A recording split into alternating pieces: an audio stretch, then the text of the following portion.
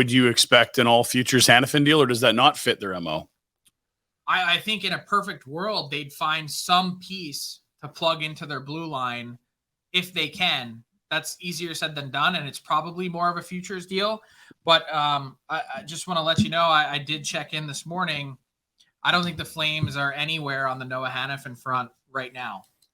And in fact, I don't think they have anything front burner after getting the Sharon Govich extension done. And that sort not of to say that can't change. Echoes what we heard from some other insiders this morning. Is that an issue? I mean, I keep thinking about this draft class and how rare it is. We can only guess at this point, but it looks to be at this point a special one. If they miss this opportunity with all these assets, they are going to move it and don't add another first. Is that a failure of sorts?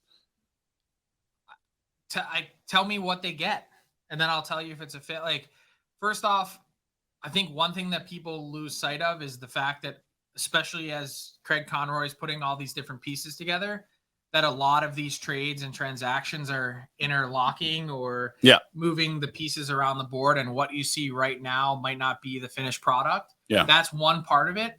The other part too is like, because you're valuing the first round picks the way you say you are, that's a really good indication that other teams that hold those picks are also valuing them pretty similarly. Yep. So there's 11 that have moved by my count. So it's still happening, right? 4 of them were in the 2022 trade deadline. And the rest of them, like, we haven't seen a top 10 pick move. Yeah. That doesn't surprise me. I think we are going to have some kind of movement. I would think today on the draft board, at least a team like the Montreal Canadiens is certainly considering it. I think they have 5 different offers and options on the table that they're weighing today. But to your point about the mid to late first round picks, they're going to move, but they're going to be for significant impact roster players. And could the Flames pull off a deal like that for Hanifin? Absolutely. Do they value that first round pick the way you do? Or I had a cup of coffee this morning with an NHL executive who said it's wild to me how overrated fan bases and media think first round picks are. Yeah. Because once you get past pick number 14, you're dealing with like coin flips. I think 20 to 30 over the last 25, 30 years has been like a 50-50 that you play even just 200 games, never mind be a star. Yeah. So then are you better off this is what teams wrestle with. Are you better off getting a player, even if it's not as good as Hanifin, but someone that you can maybe continue to grow and build versus a coin flip that may or may not even make it to the NHL, let alone in 4 to 5 years? We talked about it off and on. The Jacob Trouba in Winnipeg situation. They had to sit on Jacob Trouba. He wanted out for a while. They make that trade. Pionk is part of the return that comes back. He's not as good as the player he's replacing, but he's a serviceable guy for them. No one even knew who he was. Yeah. In Winnipeg, they're like, Neil Pionk, who is that? Yeah. They got first 2, did they not?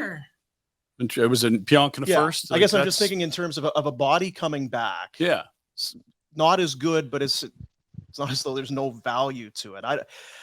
So let's take a look at the Hanifin thing. And let's say so one of the teams that's been connected to them about Hanifin is the Florida Panthers. Yeah. What happens if you got a package that included Duclair and something to start?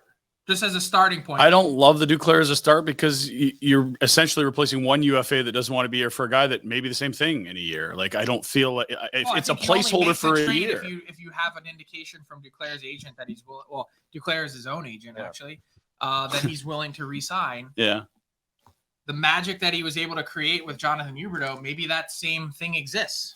I don't know. All I'm saying is, if you're looking to get a piece back, you have to consider the roster situation of the team you're making the deal with. The Florida Panthers, if they get their hands on Hanifin, they don't have a D-man to send back to you. Yeah. Yeah.